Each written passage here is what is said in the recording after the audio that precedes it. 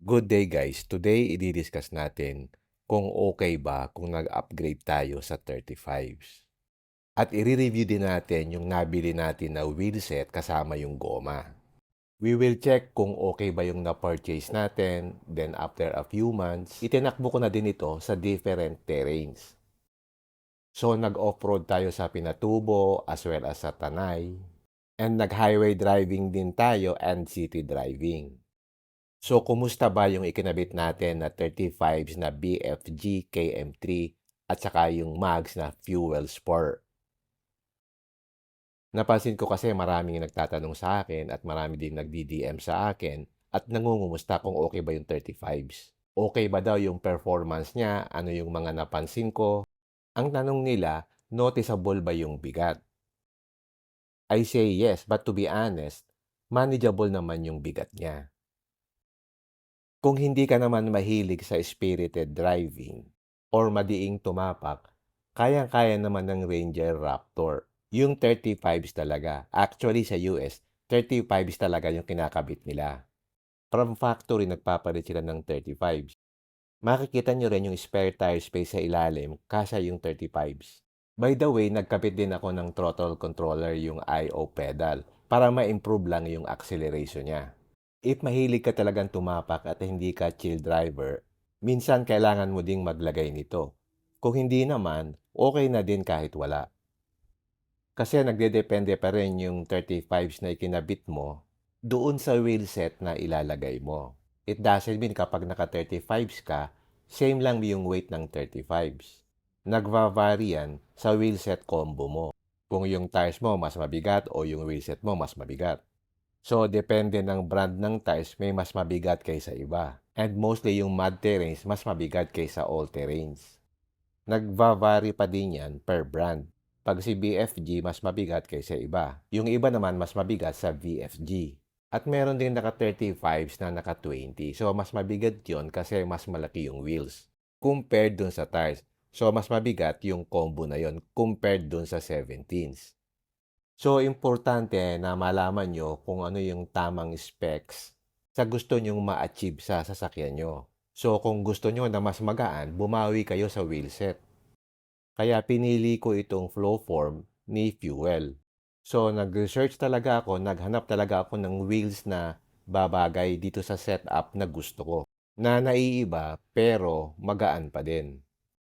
Kasi unang-una, ayaw ko talagang bumigat yung feel and somewhat na-compensate yung bigat ng 35s kasi magaan yung wheels. Kung gusto mo naman na mas lighter, nandyan naman yung Forge. Si Fuel meron ding mga Forge na wheels.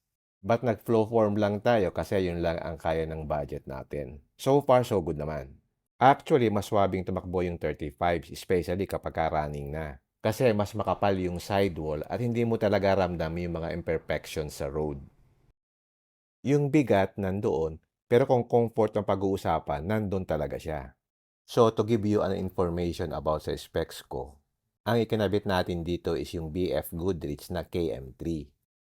Ito yung mud-terrain series ni BFG. Kung familiar kayo sa KO2 and KO3 ni BFG, yun yung 80 series ni BFG. Ito naman yung mud-terrain series ni BFG. Ang tire spec niya is 35 by 12.5 R17. Bale, 35 inches yung diameter and 12.5 inches yung lapad ng tire. Again, this is KM3, 10-ply rating to. Mas stiffer siya sa 6-ply or 8-ply. Ang kagandahan ng 10-ply rating is mas okay siya sa off-roading at saka sa hauling. Mas maraming layer yung 10-ply compared dun sa lower na plies. And mas puncture resistant siya kasi mas makapal yung ear ng tires.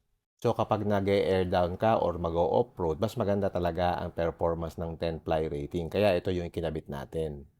At pinili ko din itong KM3 dahil dun sa hubog ng sidewall niya. Yung previous tire ko na nito, medyo patayo yon. Ito kasi bilugan.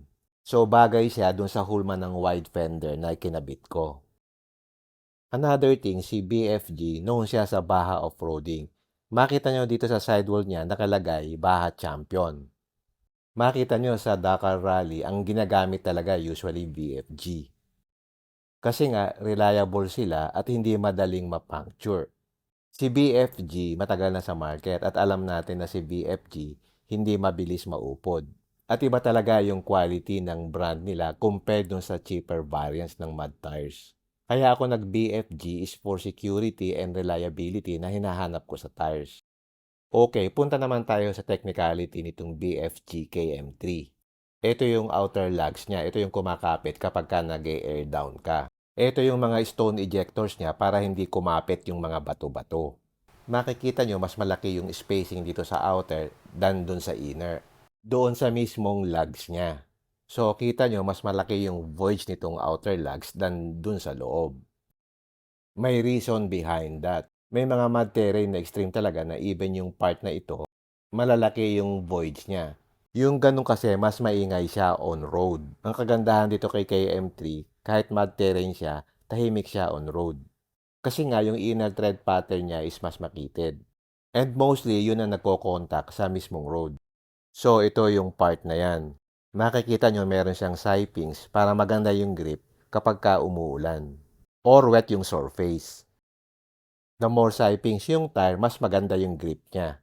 Ang kagandahan dito kay BFG, kahit mud terrain siya, marami siyang sipings for that extra traction. So far, so good. Nagamit ko na rin kapag maulan at wala naman akong complaints about sa grip even sa rainy. At hindi naman ako nagpapatakbo ng mabilis kapag umuulan. On-road aspects, wala akong masasabi dito sa VFG KM3. So far, na-try ko din yung ibang mud terrains and so far, ito yung pinaka-compliant on-road. Compared dun sa previous tires ko, mas tahimik ito on-road at mas supple yung ride niya. And grip-wise, maganda siya on-road talaga. Punta naman tayo sa wheelset. Bakit ako nag-fuel? Unang-una, US brand. At yung tire ko din is US. At yung Ranger Raptor naman is a US brand. So parang bagay siya, cohesive yung build. Kaya fuel ang ikinabit ko. Ito yung FFT series nila na flow form. Alam naman natin na kapag flow form, mas magaan siya compared doon sa cast iron. Ang laki ng difference niya pagdating sa weight. Pero kung gusto mo ng extra nagaan talaga, nandyan yung forge. Pero itong FFT for me, sapat na siya. For my need and budget. Sa mga nagtatanong, ang offset nito is plus 1 mm. Naghahanap ako ng offset na minus 12. Pero hindi siya available sa market. So, yung negative 12 talaga yung hinahanap ko. Since hindi siya available, so okay na rin itong plus 1. Pero bitin siya sa setup ko. So, napilitan ako na maglagay ng spacer para tumama yung offset. Kung maglalagay ka ng spacer, I recommend yung Mr. Offset. Hindi ka bibiguin sa performance nito. Ang kagandahan dito, hub-centric na siya at 25 mm yung ikinabit ko. Para may poke pa rin siya doon sa mismong fender. Dati, mahilig ako doon sa sobrang nakalabas yung tires doon sa fender. But right now, mas trip ko lang yung saktong labas lang. Hindi yung pasok, hindi rin yung plus, yung saktong labas lang. At makikita nyo naman dito na yung sidewall lang ang medyo kita sa fender ko. Kailangan ko talagang maglagay ng spacer kasi nagkabit ako ng wide fender flare. And since malapad yung tires natin, naglagay tayo ng mud flaps. Itong raid, nakatatlong raid na ako at pina-custom cut ko siya. Para bagay siya dun sa look na hinahanap ko. So far, itong si Raid, magandang quality ng mud flaps naman ito. Matibay siya kasi yung materials niya is polyurethane. So far, itong fuel spur, marami akong nakitang gumagaya sa setup ko. At nakakatuwa naman na may gumagaya. Ibig sabihin, marami ding nakaka-appreciate ng ganitong kind of mags na polish. Kanya-kanyang trip naman yan pagdating sa setup mo. Ako talaga, ang setup ko talaga is yung US build. Minsan nga para nagiging Aussie build na eh. Makikita nyo sa Australia, uso sa kanila yung mga pre-runners. At ganda-ganda talaga ako sa mga polished na wheels. I don't know why. Kasi ang linis talaga niyang tingnan. At ang gaan niya sa mata. Dati dumaan na rin ako sa mga black wheels na matatapang ang itsura. At maganda rin naman yon. Nandyan yung mga sporty wheels. Nandyan yung mga TE37 and so much more. But ako, more talaga ako doon sa polish wheels talaga. Yun na ang na-appreciate ko. At malinis talaga siyang tingnan for me.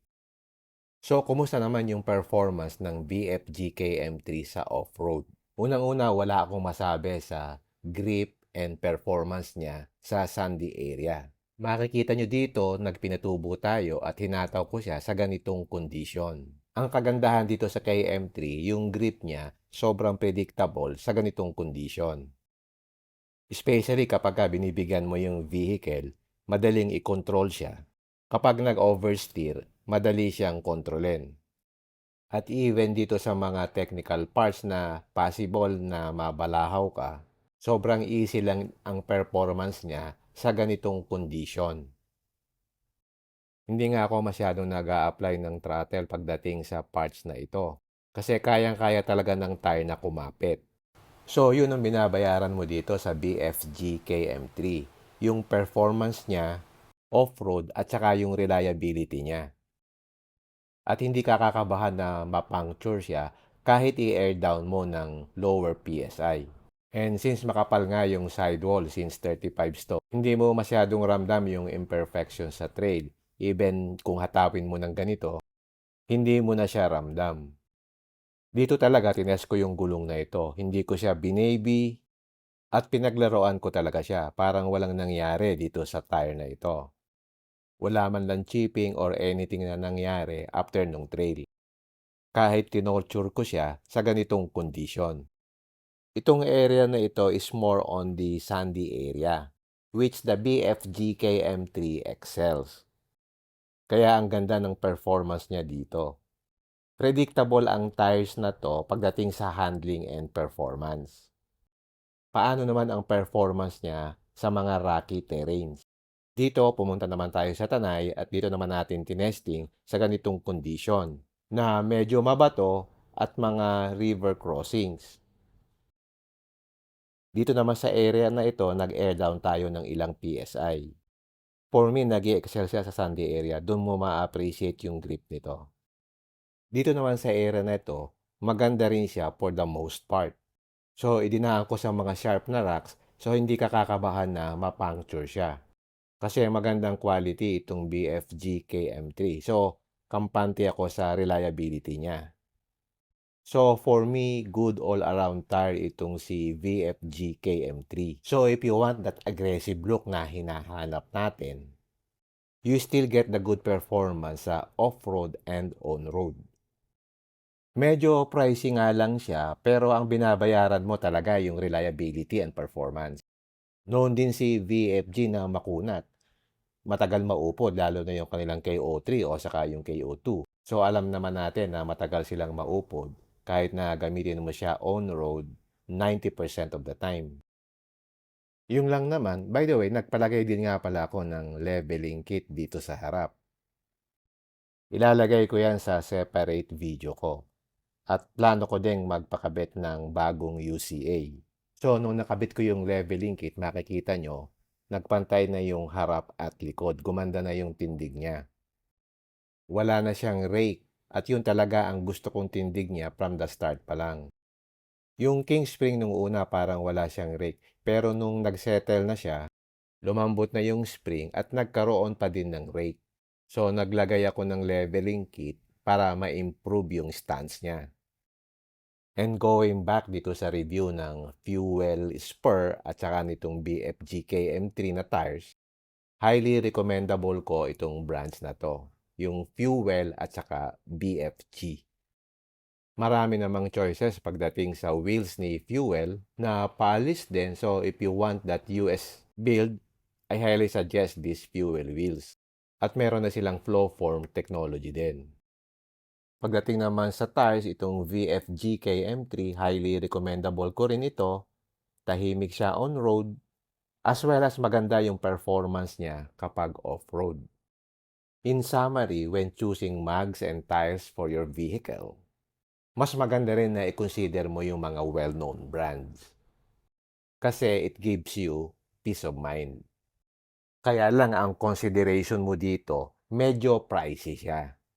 Pero mas maganda naman yon kaysa mag-i-invest ka sa mumurahing mags and tires na hindi mo alam kung ano yung performance. And before I end, I would like to thank Steadfast AutoWorks for helping me in this build and also sa Team RideMax for suggesting kung ano yung magandang products nila. Okay, hanggang dito na lang. If you like this video, don't forget to like, share, and subscribe. Until next time, see you again in my next vlog. Bye!